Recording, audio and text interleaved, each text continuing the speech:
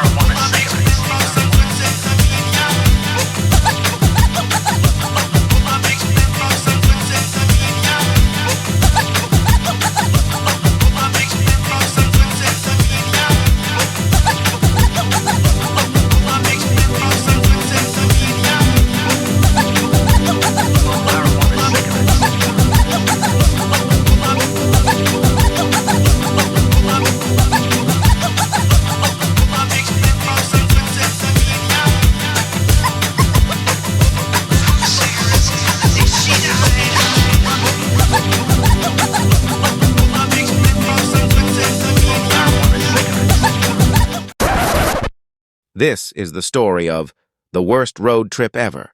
In April of 1846, a man named James Fraser Reed, an Illinois businessman, eager to build a greater fortune in the rich land of California, leads 9 covered wagons out of Springfield, Illinois, on the 2,500-mile journey to California, in what would become one of the greatest tragedies in the history of westward migration. Reed found others seeking to find fortune, adventure, and new beginnings on this perilous trek across the West. Among them was the Donner family. Others like the Graves, Breens, Murphys, Eddies, McCutcheons, Kesebergs, and the Wolfingers would come too. The successful Reed was determined his family would not suffer on the long journey, as his wagon was an extravagant 2-story with a built-in iron stove, spring-cushioned seats, and bunks for sleeping, and 2 hired servants to help with the workload. Reed's 12-year-old Virginia dubbed it the Pioneer Palace Car. Also in the group were the families of George and Jacob Donner. George Donner was a successful 62-year-old farmer who had migrated 5 times before settling in Springfield, Illinois, along with his brother Jacob. Obviously adventurous, the brothers decided to make one last trip to California. At the bottom of Jacob Donner's saddlebag was a copy of Lansford Hastings's Emigrant's Guide, with its tantalizing talk of a faster route to the Garden of the Earth. "It's tough, but the going's good," Tamsin Donner writes in her journal. "I could never have believed we could have traveled so far with so little difficulty. Indeed, if we do not experience anything worse, I shall say the trouble is all in getting started, but as leader of the wagon train, Tamsin's husband George Donner is aware there's one final obstacle to their journey, the Sierra Nevada, with peaks up to 14,000 feet. It's known if you fail to clear the mountain passes before the first snow falls, the repercussions and results can be both horrifying and deadly. As the Donner Party approaches Utah, George Donner makes a pivotal flaw in his decision to splinter off from the main party. Hastings Cutoff says it's a fine level road with plenty of water and grass, saving 400 miles. As it turns out, Donner's information is wrong. In fact, the so-called shortcut adds at least 100 miles to the journey. High in the Sierra Nevada, the Donner Party enters the Truckee Pass.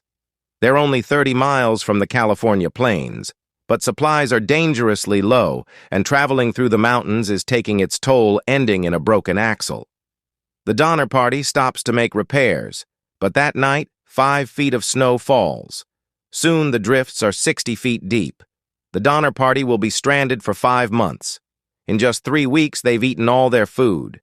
Then they kill their pack animals. Next, they eat charred bones, twigs, bark, leaves, and dirt. Finally, a suggestion was made that were one to die, the rest might live. Cannibalism. On Christmas Day 1846, a Christmas feast like few others takes place. They devour their first human. Bodies are cut up, flesh labeled so people don't eat their own kin. Later, 4 rescue parties bring out some survivors. The very last finds a man named Ludwig alone. Around him, a scene that haunts us today and will continue to leave a lasting mark in history. Ludwig is surrounded by bones and entrails, a 2-gallon kettle filled to the brim with human blood. Also nearby is George Donner's body, his skull split open, his brain removed. Tamsin Donner's body is never found. It also seems a man named William Foster shot 2 Miwok Native American guides named Louis and Salvador for food, which is the only instance of anyone in the Donner-Reed party that was murdered and eaten. The rest of the cannibalized were already dead. They took the survivors to Sutter's Fort, California, by the route that is now known as Donner Pass. Stranded in the early snows of the Sierra Nevada mountains, nearly half the travelers died of starvation and illness. Even today, Interstate 80 has to be closed occasionally due to heavy snows and blizzards. Only 45 of the original 81 members of the Donner Party survived. This truly was the worst road trip ever, which reminds us not to be complacent but instead be proactive with our prepping. We don't have to worry about not having food to last. We have My Patriot Supply. And right now, you can save $200 on a 3-month food kit with Adapt 2030. Adapt and stay prepared. Operation Blue Roof and the FEMA Self-Help Program, while similar, use 2 different materials. Both programs help reduce further rain damage to homes and provide temporary protection for the roofs of residential structures damaged during severe weather. The sheeting for Operation Blue Roof are installed by a contractor, overseen by the Corps of Engineers according to certain specifications. The material is a rolled polyurethane sheeting with fiber reinforcement. It's 10 millimeters thick and measures 20 feet by 100 feet. It's used for major impacts to roofs. The sheeting is 100% waterproof. It is also tear-resistant, UV-resistant, and fire-retardant. The FEMA Self-Help And welcome to Mountain High Time. Material is thinner and I'm your not as host, resilient as the DJ plastic. Ransom the Freedomist, but most Typically people measures just call 20 feet me by 25 Ransom. feet. It grommets allow for We a had some tie-down technical solution. difficulties. I was These going to wood try to props are used do for a fireworks multicast repairs stream and like more I of a usually package do, solution. but something got glitched out Sign up there, for so the I'm just going to program. record the show, Call but you guys on the radio are live. Hopefully you're getting a You can good go to connection because I had to switch to a Wi-Fi source and use the phone mic. But here we are. Let's go and look down the headlines and see what we got going on here. So, I wanted to talk about the reality that's going on in the world, not the illusion. Now, a lot of people say that we live in a simulation, and I beg to differ. I saw an idea on the internet the other day. I think it was True Stream Media, and they were talking about how it's more a dissimulation, meaning that, it's an environment to hide under false appearances, a fake reality, one that's just a lie, not a simulation that would be a copy of something that's real, but instead reality being covered up. Well, it's more like a child glitch than a technical glitch, but I think we got that figured out too. Had the little one wanting to join in on the show. But anyway, what I was talking about is that we live in a dissimulation. It's not a simulation, it's a fake reality, a whole total lie from the start to the finish, from the top to the bottom, and every avenue you look. One example of that would be the war in Ukraine. If you were watching social media or the news, you would be sure that these brave Ukrainians, not saying they're not brave, but the brave Ukrainians are beating the Russians at every turn, and, support them and throw your country's billions of dollars to them. And, just basically it's the latest thing that you have to follow. And it's been going on for 2 years. It's kind of the milk is souring at this point, and people are, with any kind of intelligence, understanding that that war is lost. That war is over unless the United States and NATO push it to a regional conflict and then a world war, which I think that is their plans. But as far as the Russian-Ukrainian war that's going on, that is over. The average age of a Ukrainian fighter now is in his mid-40s because all of the younger people, they've already thrown into the meat grinder. And how anyone in the world would support an idea of these kinds of wars where the youth of nations get sent in and, not only are they killed, maimed, disfigured, but traumatized forevermore. Sorry about that. It's just one of those days. But anyway, I'll get back to it. That's just one of many things. And here's another one I'd like to talk about. There's a conspiracy out there about, is there a possibility that countries around the world are using energy weapons or directed energy weapons? I'm sure a lot of you have heard the other names, particle weapons. There's rail guns, and there's X-ray guns, and there's infrared beams, and there's so many technologies out there that people get them confused. But the idea that green lasers are coming down from space, starting fires here, there, everywhere, possibly, let's look into that just for a minute with a little bit of critical thinking and deductive logic. So we see posts like this one I'm showing right here on Mountain High Time, not live, but later they'll get it. And what it is it's talking about how there is a program that was done by Biden's White House with FEMA, and it's called what was it called again? Let me see. Operation Blue Roof. Now, supposedly this was an operation by the Army Corps of Engineers to go into areas that had natural disasters, fires, lightning, storm damage, and they had a lot, like millions of rolls of these blue fabric that is flame retardant, UV reflective. It's very thick. It can be used as a temporary roof. It's waterproof, so when it rains, it just pours off of it. But what I found interesting is the idea that it is a flame retardant material in the first place, and it's that blue that I'm sure that some of you guys have seen and heard around the internet. And let's move on to this next point here. Big fire near Dallas. Now, obviously, I'm not saying that this giant fire in Texas has anything to do with green beams from space. However, there is a massive store of used cars and used car parts in Grand Prairie, Texas. And the fires in Texas have now ignited that on fire. Now, that doesn't seem like a big deal unless you think about the pushes from government to end the private ownership of cars, to add shutoff switches to future cars, to push AI and electric vehicles for the future, and the overall idea of a 15-minute city where you just don't need a car. Now, what do you think happens to all the parts prices, the used car parts prices, when the amount of supply diminishes in one day to the entire used car parts market? Well, obviously the demand is still there, so the supply is zilch, which means guess what?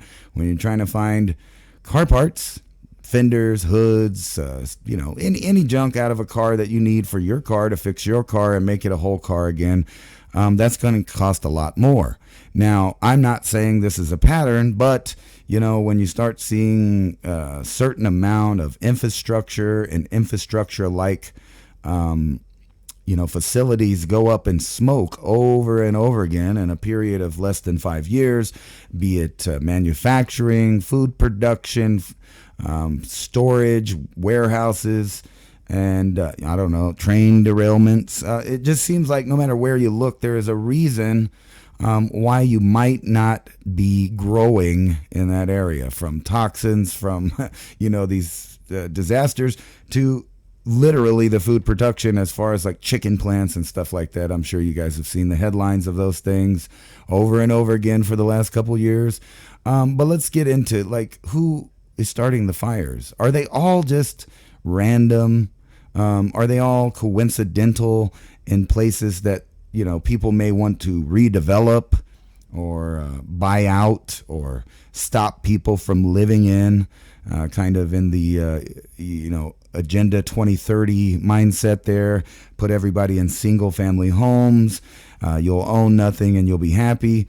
And for those of you on the radio, what I'm looking at is a video that's going around the internet right now. The title is Mysterious Green Laser Captured on Video During Storm Purported from the State of Texas. Developing. Reminder, 1 million acres have burned in Texas, which is now the largest blaze in the state history.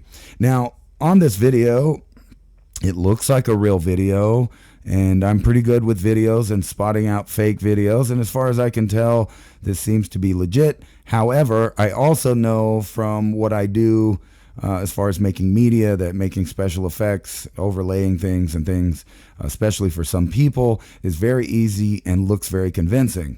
Now, this piece of footage appears to me, personally, as a real piece of footage. Now, I don't know if we're looking at some kind of electromagnetic phenomenon associated with lightning, but it sure does look like a green laser beaming down on the earth, lighting fires. And then we have the occurrence of Mr. Joe Biden in one of his recent speeches. He said, if you fly over these areas that are burned to the ground, you'll see in the midst of 20 homes that there's just totally destroyed, but one home sitting there because they have the right roof on it. And that's a quote directly from the president of these here United States. Now, he quickly stopped talking, and if you want to find that video, I'm sure you can locate it. Because I'm going to go ahead and play that for my viewers so they can hear that. You'll see in the midst of, because if you fly over these areas that are burned to the ground, you'll see in the midst of 20 homes that are just totally destroyed, one home sitting there because they have the right roof on it. Right, so that's a bizarre thing to say, but let's get into the realities of particle weapons. Do they exist? Who's playing with them? Where are they at? And how long have they been around? Here's this article here from the Air Force Research Laboratory. It's AFRL, one fight. That's their motto. So AFRL partners with New Mexico State University to test solutions for directed energy weapons. And this is an article published May 25th, 2022. Kirtland Air Force Base, New Mexico, the Air Force Research Laboratory, or AFRL, Directed Energy Directorate, recently signed 5-year Strategic Education Partnership Agreement, EPA, with New Mexico State University in Las Cruces that extends the loan of a laser diode system. New Mexico Southern University will use testing novel coolant solutions for directed energy laser and high-power microwave systems. So, this is an admission that the technology is floating around. But my point by bringing up this article is to show you that it is so declassified and out there that they're now allowing college students to play with variations of it. So that means that the real deal has been in use for a long time. And we're going to get into that right here. Let's see. Here's another article, and this one is from HIMAC, serving the world's premier fighter simulation test complex, Arnold Air Force Base, Tennessee. And it's talking about a directed energy CTF overseas testing an anti-drone weapon, right? And where is it located? Well, it too is in Kirtland Air Force Base, New Mexico. Throughout the 2020, the 704th Test Group, operating location AA, part of the Directed Energy Combined Test Force, or DECTF, focused much of its effort on the testing of weapons designed to prevent adversarial drone observation, and assault. So this is a high energy laser weapon system, also known as a HEL WS2 or HELWS2 or just H2, and is a counter unarmed aerial systems directed energy weapon, DEW, DEW. H2 was tested as a part of directed energy experiments that began in the spring of 2020 and was managed by the Strategic Development Planning and Experimentation, or SDPE office. This experiment has involved taking commercial off-the-shelf systems. Now, this is key. Listen to this. Commercial off-the-shelf systems and deploying them to several combat commands, or COCOMs, for training, testing, evaluation for a 1-year period. Now, all of this has already been done in 2020, and then when you look around the world, what do you see? You see drone warfare, drones blowing up stuff, drones dropping bombs, drones spying on people, people using the drone itself as a bomb. And you might be thinking that that's only happening in like the Middle Eastern theater of war, but it's not. It's happening in Ukraine. It's happening in Russia. And also the border between the United States and Mexico, as cartels continually use drones as assassination weapons, surveillance, and others. Here's an article right here from Breitbart. Cartel gunmen use landmines and drones to kill 4 soldiers in Mexico. So just an idea that this is on your border right next to you. And not to mention all of the programs, and I only mentioned one, but there's another one that's a directed energy weapon program, and that is located in Alamogordo, New Mexico, at Holloman Air Force Base. Now, this one's a little less well known, but let's take a look at some of the stuff they do out there. Not saying that this article I'm reading from the Alamogordo Conservative Daily has anything to do with what we're talking about, but let's just take a listen. A prescribed burn is scheduled for January 27th and 28th on Holloman Air Force Base. A little over 130 acres, 3 different locations on a base will see the removal of invasive species and other hazardous fuels. The fire will be led and managed by the U.S. Air Force personnel on Department of Defense land with Holloman Air Force Base. Part of the mission of the Civil Engineer Squadron at Holloman is to ensure the health and natural environment on the base, said Lieutenant Colonel Brian Wernell of the 49th Civil Engineer Squadron Commander. Let's see here.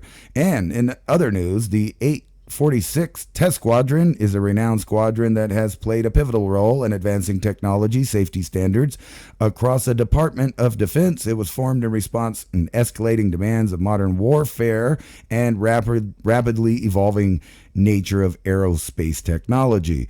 The Holloman High Speed Test Track, which ironically is where my grandfather worked and retired twice from civil service, working at the high-speed test track.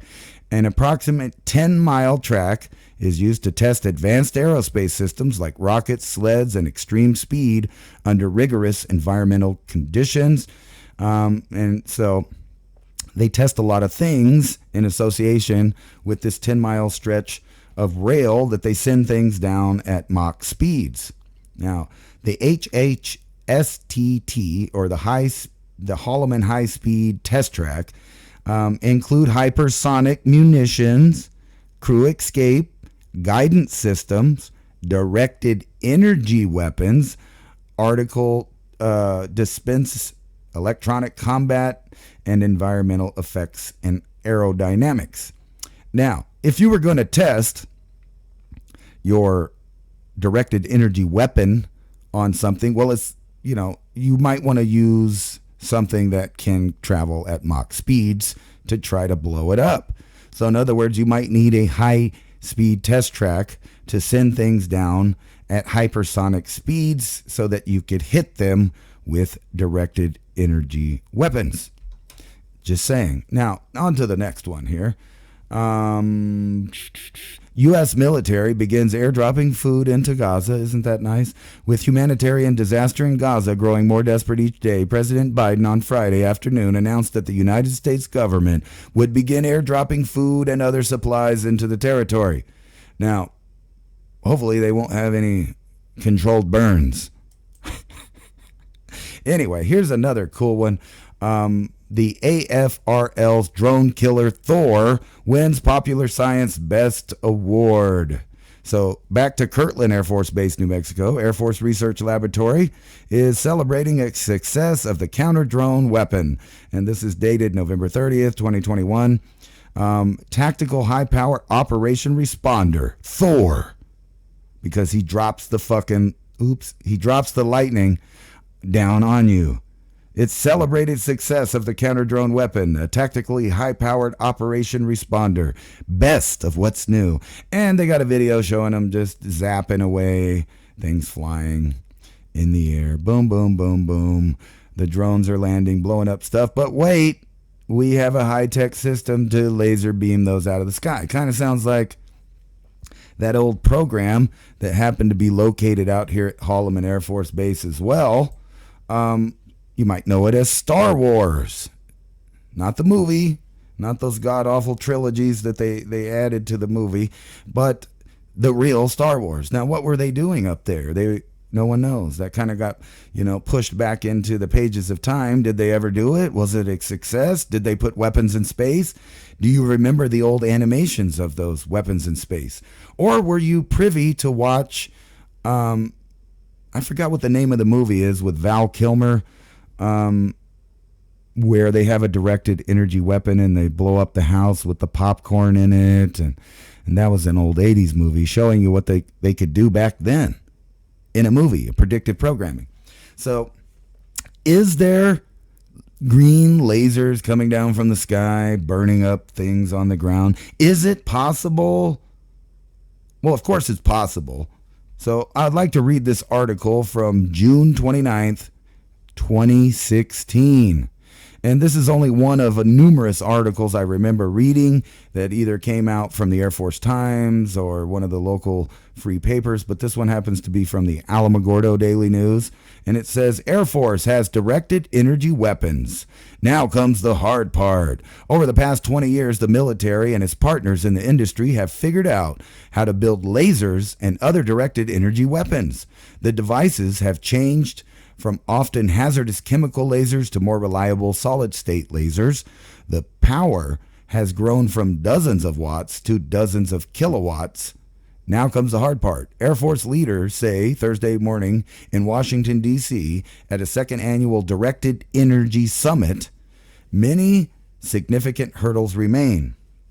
Now, I would put to you that because these are the people that ask for more money, that some of the hurdles that they need to jump over were solved decades ago, but you gotta keep getting that money in. But anyway, I digress. So, the conference, hosted by defense contractor Booz Allen Hamilton and the Center for Strategic and Budgetary Assessment, a Washington think tank. They always come up with great stuff at those think tanks.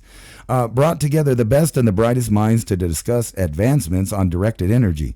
Top brass is itching to get the capability into the field. Directed energy weapons could shut down enemy vehicles or communication networks, destroy incoming missiles, or be used for a range of other purposes, possibly even starting fires or creating an area of instability so that they could use fires and other things to destabilize an area. Just my opinion on what it could be used for. Anyway, but actually getting a laser deployed, according to them, was a challenge. When the Air Force first developed directed energy weapon in early 2000s, it was so large it took up an entire modified Boeing 747. The Navy's test version, installed aboard an amphibious transport dock ponce, is estimated to weigh more than could be lifted by the average aircraft. Plus, the technology has to go through the usual testing, analysis, budgeting, purchasing, concept of operation, planning and approval, and training before it can ever take off. And I would put to you that all of that had taken place early on when they figured out the technology can work. Now, the milking of the American taxpayer probably lasted decades and decades after that, all the way up into where they were showing the civilian arena that they were on the trail to making these. So they just need a little more money to get it going, back in 2000. I digress. You've got a hell of a wheelbarrow full of paper before you get a wheelbarrow full of money, joked General Bradley Heithold, the head of the Air Force Special Operations Command. Well, we're busy filling the wheelbarrow full of paper because they want the wheelbarrow full of money, just like I was saying. Anyway, I wanted to go ahead and skip down a little bit. So they're talking about these 5,000-pound devices that they had to put on C-130s, Boeing 747s, put them on the end of aircraft carriers and big boats. But that was 20 years ago. Now we got smaller versions of the same thing. So Etler at the time, remember this is 2016, also wanted to put the laser small enough to mount on a plane, since a directed energy equipped F-22 or F-35 could quickly travel to whichever part of the nation, and this is weird, could quickly travel to whichever part of the nation was under threat from incoming missiles. In other words, they already have a system set up to respond to the nation you live in. All right, so directed energy could also fill an emerging gap in missile defense, the ability to hit fast-moving targets. In other words, they were trying to develop these to deal with hypersonic missiles, which we know Russia is far more advanced than we are in that field, and possibly China as a second runner-up. Anyway, like Heithold's wheelbarrow of paper, directed energy needs support in the terms of governing rules and regulations, according to them. But this is the really cool part. If you just skip down through the mumbo jumbo about how they need more money and what they're going to do and all of that, let's get down to the quote. It says, meanwhile, Heithold noted that his AC-130 already having green targeting lasers with not much more power than a laser pointer, he says. But this is the quote I really want you to hear. I can scare the hell out of people with a green beam, he told attendees at the conference. Just put that on them and watch them scatter. They'll stop what they're doing because they know what's behind the green beam. What I want to do is put a little more energy in that green beam, and I don't want them to see it, and I don't want them to hear it. So, I don't know. Do you think it's possible that the government might be using green lasers to not only scare the hell out of people, but possibly even start fires, shoot down missiles, burn up people in their car, whatever they want? Yeah, I can't remember the name of that movie. There was an 80 movies with Val Kilmer and some other people that would be stars, and I just can't remember it. But I remember they hacked the plane. It was like a spy plane, and they got the beam and they sent it to the head scientist's home and popped a giant bowl of popcorn, which split his house apart. Now, that's all funny and Hollywood and stuff. But what about real weapons coming from either space or a plane that's so far up you can't see it, beaming down little green lasers in specific spots that may or may not catch on fire, depending on what kind of refractant material or heat absorbing material or fire retardant material, or just the frequency of color that the laser doesn't do good with. Is that a possibility? I don't know. You tell me, conspiracy theory or not. Either way, we're living in some hell of a time. They say the Bidenomics is working so well. However, in New Mexico, families' weekly grocery bills skyrocket past $300. or around $300, $286. The New Mexico families are feeling the pinch with the rise of grocery prices, with typical household now spending approximately $300 a week on food, a figure that increased with the addition of children, obviously, according to KOB4. UNM finance expert Riley White acknowledges the surge in food prices, noting the slight stabilization. Food prices are up and are likely going to stay up. The good news is they've stopped increasing as much. Now, I'm going to take that with a grain of salt, because what I've been seeing is prices steadily going up, and with the possibility of war all over the world and the market going to a commodities market now, no more derivatives, no more, stocks, bonds, all that stuff. It's more about what you actually have. As far as a commodities market, do you actually have the food for your nation? Are you going to sell that food in your nation? Or are you going to keep it when you realize that things are thinning up, your choices are thinning out, and now when you go to the grocery store, you're going to find less choices that may be full of stuff still, but you might start to notice that there are less items, less brands, less choices for everything. And that's because the global market is shutting down, if you haven't noticed, which means hard times may be coming. And speaking of hard times, despite global warming and the man-made climate change, well, I guess they'll say that this is because of that too. But it seems like, they want to have their cake and eat it too. It's heating up. It's cooling down. We don't know. You can't see anything. Blizzard closes most Tahoe ski resorts and Yosemite National Park as winds hit 143 miles per hour. Yeah, you heard that right. Truckee, California, Jeremy Fuentes and Jared Baldwin packed up their Ford Explorer and left the San Francisco Bay Area Friday morning as the blizzard in the Sierra Nevada was taking hold, with winds howling and snow blazing and blowing sideways.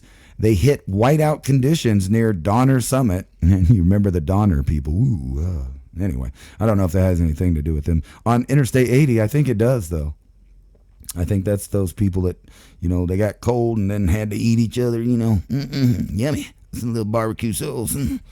But the white knuckle payoff was sweet. When they finally arrived, the snowboarding friends were rewarded with a crowd-free experience at North Star Ski Park, where the heavy snow that plagued them on the trip up meant epic powder conditions. It's amazing, Fuentes said after a run Friday afternoon. Now, you got to remember, this is after the last several years of being beat over the head with droughts and man-made climate change. We were never going to see the snow again.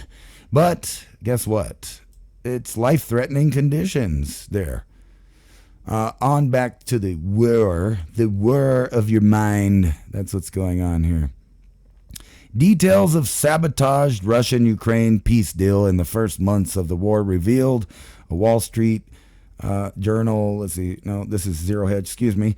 The Wall Street says it has gotten its hands on secretive documents revealing the details of the failed Ukraine-Russia peace deal that was on the table within the opening months of the war, since there have been several reports, including from Foreign Affairs, which said the UK at the time sought to sabotage that deal. The draft peace treaty was drawn up by negotiations from both sides in April of 2022 and reveals the thinking and the objectives of Moscow at the time.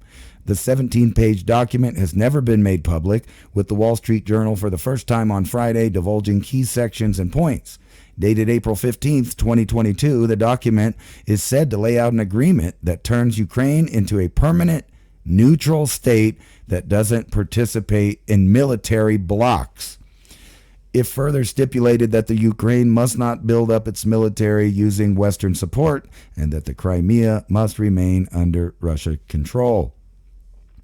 Well, they were never going to do that because we all know that NATO has been wanting to push the boundaries since the deal was struck between them and the Russians. Over in Saudi Arabia, the world is probably the best it's ever been right now. Anyway, beheadings, crucifixions, and heads on spikes inside Saudi Arabia's relentless killing spree of medieval-style executions, including 81 in one day, that has seen record numbers put to death under Crown Prince MBS. Well, if you haven't noticed, they're killing people everywhere. It's the Great Population Reduction. You have to have the population reduced for the Great Reset, or there are just too many people, saying no. So what do you do with those people that say no? Well, you starve them out, make beef illegal, make farming illegal, make it hard to get food, make it hard to travel, make it hard to use energy. I don't know. I'm just saying. Could be. Sick students. Yeah, this blew my mind, so I don't even know how to describe this over the radio. But the headline is, Sick Students Suck Adult Toes for Fundraising Event, video shows. And you don't want to watch the video. It's a bunch of kids licking teachers' feet, and how people were not arrested, I'll never know. But an Oklahoma high school is receiving blowback after a video emerged of showing students kissing and sucking their feet for a fundraiser event. That's right, little kids sucking and kissing feet for a fundraiser. Deer Creek High School students were shown laying on the floor, licking and sucking on people's toes for a fundraiser for Not Your Average Joe Coffee, which employs people with intellectual, developmental, and physical disabilities. Oh, it sounds great. It was surprising, an anonymous student told Fox 25. I didn't think they were going to do all that. It was just shocking.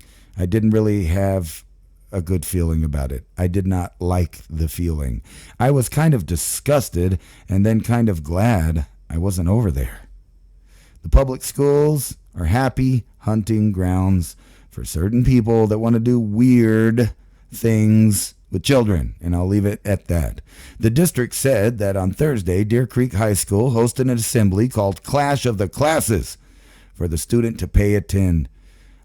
Students 9th through 12th grades volunteered to participate in different class competitions, according to the district.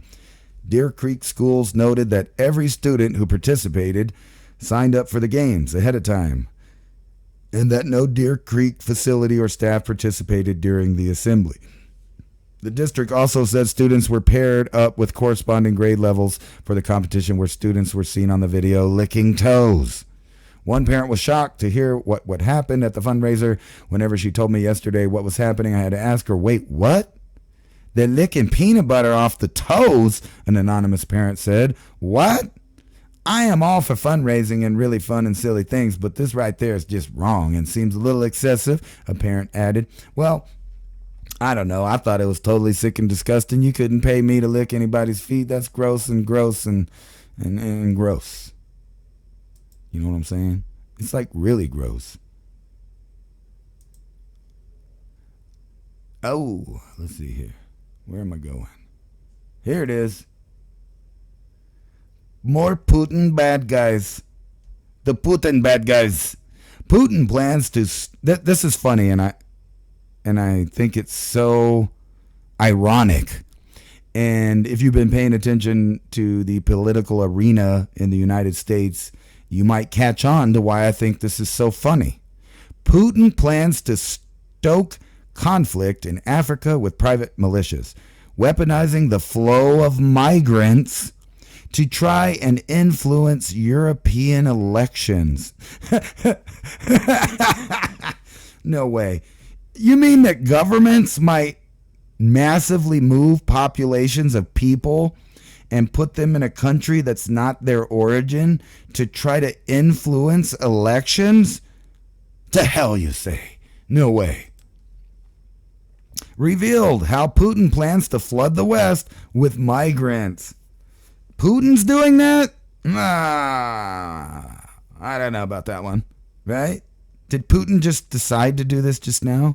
Or has it been going on all along? You ask me. I'll tell you. Russian is using private militias, allegedly, to control weaponizing immigration into Europe.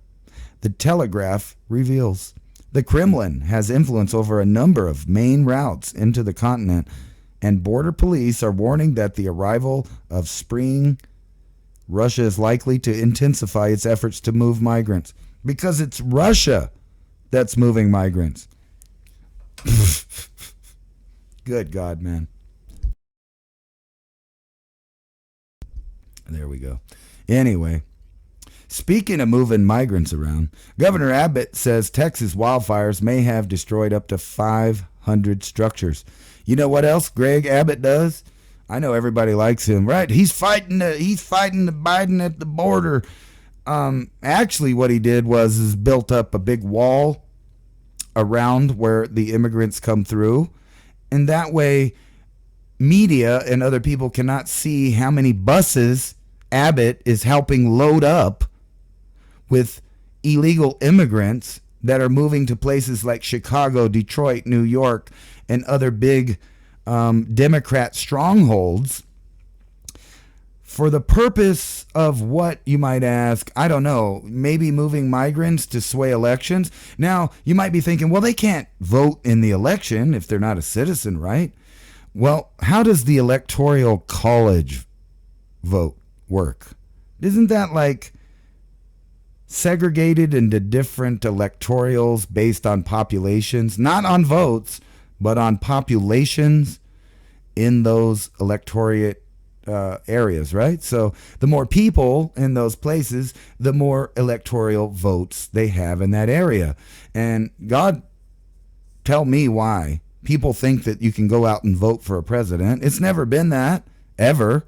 The popular vote doesn't matter. You don't go pick your president.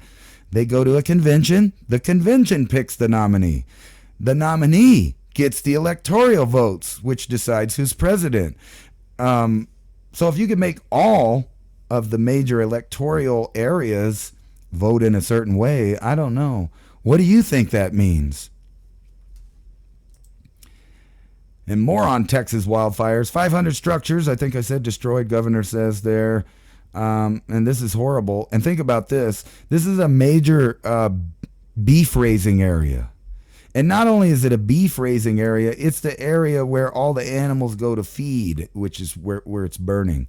So you can go ahead and see that maybe your grocery prices might just go up a little bit due to the losses of beef cattle and, you know, other incidents. You remember when all those beef just got hot for no reason in the middle of the desert, in the middle of, like, what was it, Kansas or something like that, and they just all dropped dead, and they were like, oh my God, it's 90 degrees, and the animals are dying. They never died like that before, nowhere.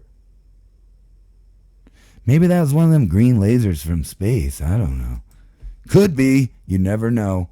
Second Smokehouse Creek fire victim is identified as Texas woman who ran outside her car surrounded by a blaze, burns 1.1 million acres. Cindy Owen from Amarillo died when she tried to escape from her truck after it was surrounded by flames outside Pampa. Her death is the second caused by the Smokehouse Creek fire, which is the second, or no, now they're saying the largest in the state's history. How about that? It must be that global warming stuff. You know what I'm talking about? Inside the crisis at Google. It's not like artificial intelligence caught Sundar, whoever guy, off guard. Can't even say his name. I remember sitting in the audience January 2028 when the Google CEO said that it was as profound as electricity and fire. His proclamation stunned the San Francisco audience that day. So bullish, it still seems a bit absurd, and it underscores how bizarre it is that AI strategy now appears unmoored. Well, if you haven't figured it out now, AI is running everything. It might even be running me right now.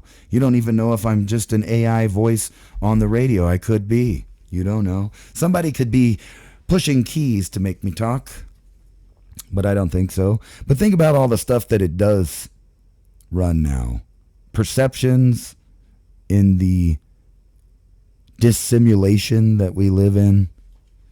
Google with its racist algorithms. We could go on and on and on about the use of AI, but who are the programmers programming the AI? There is a growing call for Google CEO Sundar to step down. And why is that? Well, Google is in a tough spot following public AI snafu, which totally exposed the amount of censorship, social engineering, social justice warrior programming codes and bias and all of the algorithms that people are using. And just keep in mind, AIs are used from everything from running the stock market to the algorithms to decide where to ship things, how much supply goes to where despite demand. You have AI running large parts of the military industrial complex. And most likely, and I've read, I can't find it right now, I was looking for it, but I've read several articles that talk about how AI is already in control of our nuclear arsenal, just like that 80s movie, what was it, Game or something like that, or War Games, I think it was. That's not an old sci-fi movie. That's reality. That's the problem, is you don't live in a simulation. It's not a copy of a real place somewhere. We do live in a real place. It's just being covered up and altered in real time because we live in a dissimulation, not a simulation. Liberals freak out over Texas general in military uniform standing behind Trump. And this is another thing. Do you really think any of the things that are going on to America are going to stop when you vote Trump in? I have a feeling you're in for a sad disappointment if they put him in, which I think there's a very good chance he's going to win. Like the WWE, they used to have the good guy and the bad guy fight, and then they would switch sides, and the good guy would be the bad guy, and the bad guy would be the good guy. But don't worry, in 6 more months, they switch sides, and your hero is redeemed, and he's the good guy again. It's the same old thing. And keep in mind that Trump was working with the WWE before he entered into the realm of politics. And they went around city to city, and they studied the demographics, and they studied the psychology on how to get everybody together with a little bit of lights, some rock and roll, put everybody in a uniform, make them think they're having a good time. And no offense to those that watch professional wrestling, but there might be scripted, if you know what I'm saying. I think you do. It's all scripted, all of it. Germany appears to have inadvertently revealed that the UK and France have soldiers in Ukraine already. That's right, because we're already at World War III. Unless you're like the intel people who think World War III was actually the portion between the end in 1945 of World War II and the end of the Cold War, which they refer to as World War III. So this would technically be World War IV coming up, according to a lot of people. But anyway, German Chancellor Scholz stands accused of handing Russia a propaganda coup in order to smooth over his own political difficulties, as he claims the presence of British and French soldiers aiding Ukrainian forces. Well, it's not much of a secret that not only Germany itself, but France and, the British, the United States have been aiding and foot's on the ground for more than a year now. We all know that. They've admitted as much. Or do we have a direct conflict? No. But we sure are pumping up that proxy war. And, maybe, just maybe, like 20 Ukrainians might survive the end of being smushed from both sides, basically, where one group is pushing them into a meat grinder, talking about freedom that they would have in Russia already. What are they wanting freedom to do that they can't do in Russia? Has anybody asked themselves that? Well, you might want to do that. Maybe it's the freedom to go to your religion as you choose. No, wait a minute, they outlawed that. Maybe it's freedom to be a reporter. Whoa. You can't be that. You expose any story anywhere in any number, from the Russians to the United States. They're going to kill you or lock you up if you embarrass them or expose something that they're doing. And we all know that. So nobody's the good guy. There's no Russians are the good guy. The Ukrainians aren't the good guy. The Americans aren't the good guy. The UK's not the good guy. NATO's aren't the good guy. These are all people whose interests are in killing and massive killing, more killing, war, and military industrial complex stuff. That's what they're into. That's what they do. And that's what they're going to continue to do for the next decades to come during this new reset that we're in. Now, back to the green lasers. Do you think it's possible green lasers are coming down from space, burning up stuff? Well, according to the military, yes, it is possible. Whether or not it's happening, I can't say, because that would be a theory. However, if you're filming green lasers coming down and things are burning up around you, it might be a conspiracy truth that's happening. And as we round up the hour, for those of you on Revolution Radio, thanks for listening to Revolution.Radio, which is a listener-supported radio. So if you feel the need or the want to continue to hear programs like mine and many others, then think about giving a donation. Right there at the top of the page on Revolution.Radio. Become a Patreon, help them out, or a one-time donation. And if you feel so inclined, I also have a blue link under the description there of my video where you can help me out and continue on my road of being sarcastic through the ages here about everything. So, why do you think the president was saying, like, just spitballing here? What was he talking about when he said, unless you have the right roof? Are the conspiracy theorists right about places out there in the Pacific that might have caught fire, or maybe some of the Canadian fires, or maybe this fire in Texas, or who knows? Maybe they're right, and something other than the standard story might be the truth. It might be a mystery in our history, unless we figure it out. But according to that guy in the Air Force, he said, I can't wait to scare the hell out of people with my big green laser. And it's specifically green, which tells you that laser that you might be seeing, the green one, is just a targeting laser. Now, what comes after that, who knows? You might get a nice ultraviolet purple looking orange beam. That's really, really hot. Or a white beam. That would be the really hottest one, right?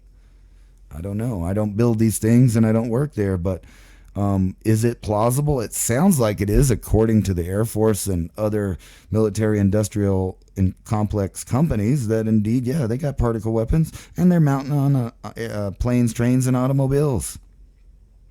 For your pleasure. For your consumption.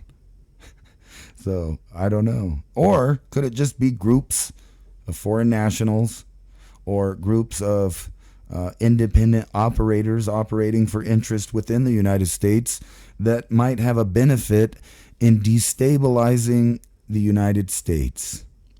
Maybe there's an interest in cells of people wandering around the nation from various different groups like China, Hamas, Israel, the U.S. itself. Who knows what's going on? All we know is in the past, there have been plenty of schemes. Operation Northwoods, Operation Gladio.